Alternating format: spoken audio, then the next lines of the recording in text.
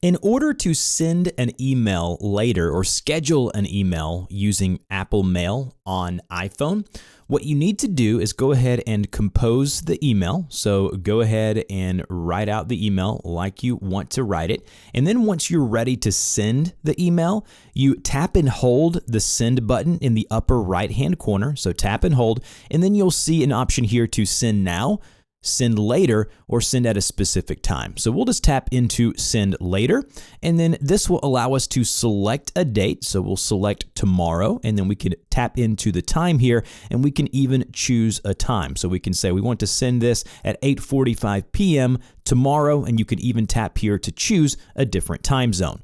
Once you're done, tap the blue check mark in the upper right-hand corner.